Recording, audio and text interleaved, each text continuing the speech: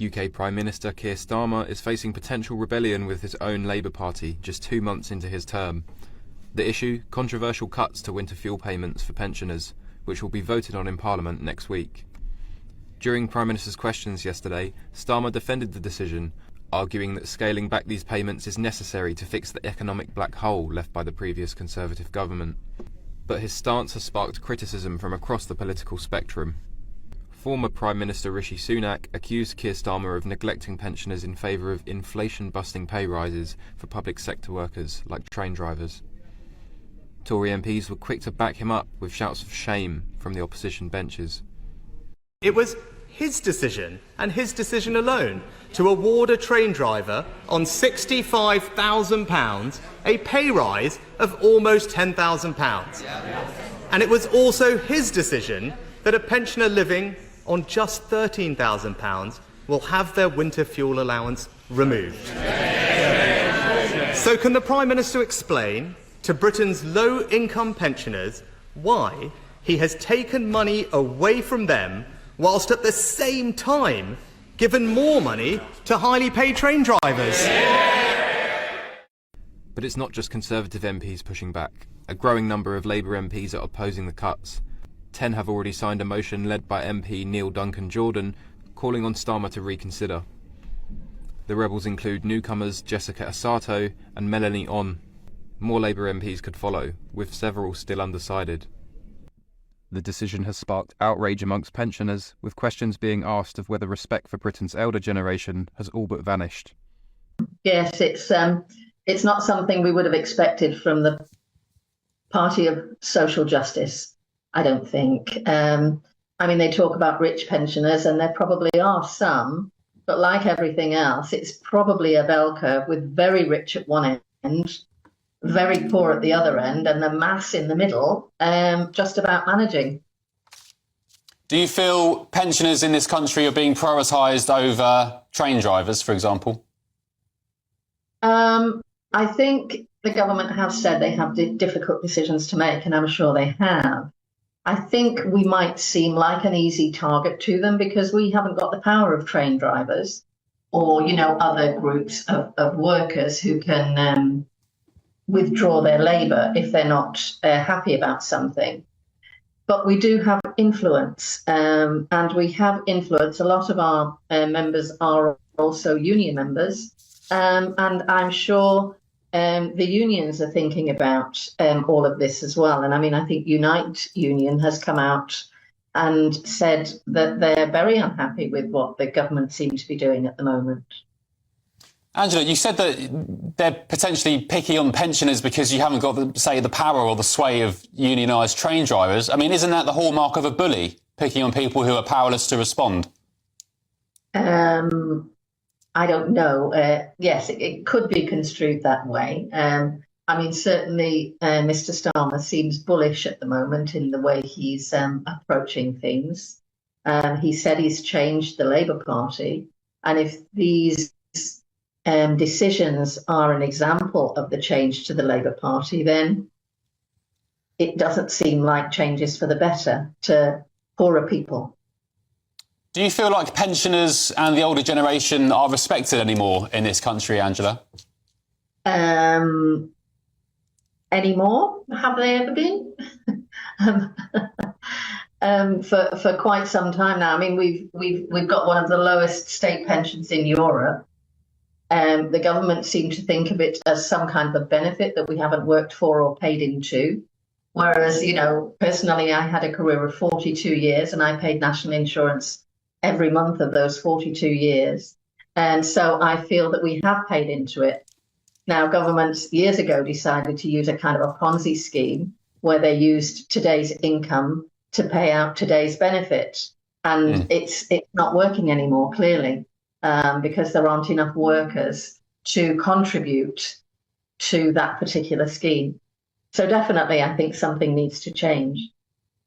Keir Starmer said in Parliament today that the state pension would be getting a £1,000 boost over the next 5 years. Does that not sort of neg out the winter fuel allowance being taken away? Not really. That just kind of keeps pensioners standing still.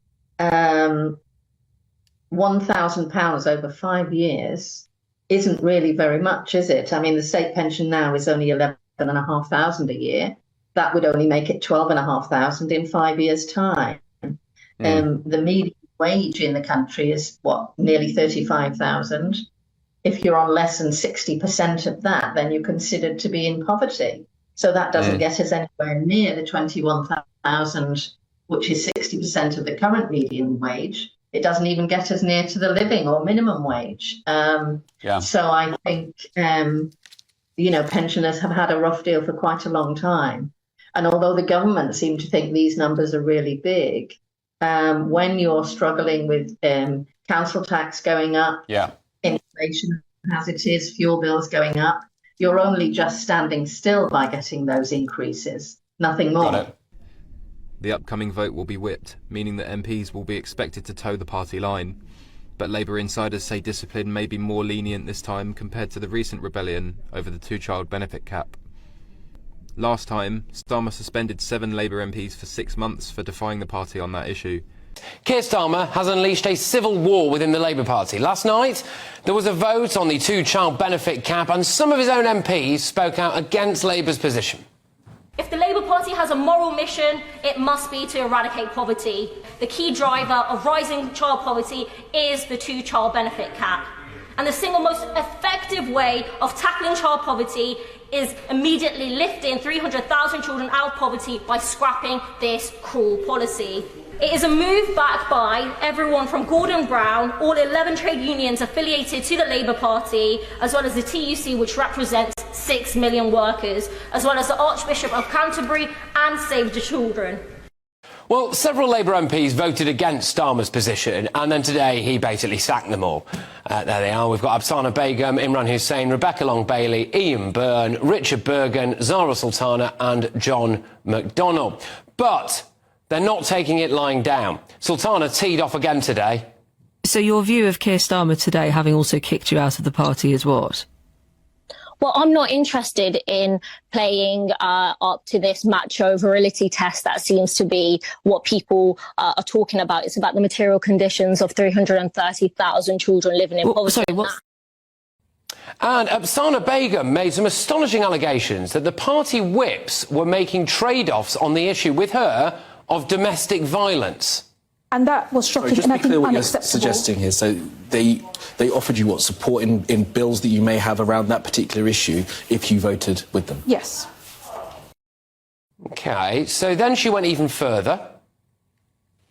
With my ex-husband was raised in the context of the conversation that shook me as well in terms of the whipping operation. I'm a survivor of domestic abuse and coercive control. I've just had to run in an election in which my ex-husband was standing against me and feeling like my experiences were being weaponized against me in this situation during the whipping operation was absolutely shocking. And the fact that supporting me regarding my ex-husband was discussed in this context is completely unacceptable. Miss Begum's ex-husband denies any wrongdoing. But now, Magic Grandpa Jeremy Corbyn has penned this letter. He's urging all the rebels to come together. They now go and join the Fruity Five independents. Magic Grandpa himself, Jeremy Corbyn, in that kind of quite nutty wing of the House of Commons. But Number 10 has hit back.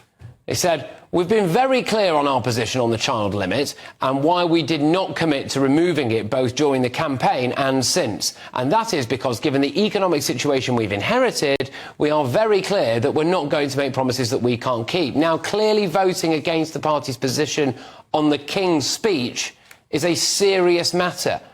So the problem for Starmer is now he's set a precedent. He'll basically sack you if you vote against him. This means other political parties can set him up with more votes going forward. Is this just a sign of the chaos to come under Labour? A sign of things to come, maybe. But this vote isn't directly tied to the King's speech, giving potential rebels more room to manoeuvre. Starmer defended his decision in Parliament, acknowledging that it was difficult but necessary to stabilise the economy and set up long-term growth.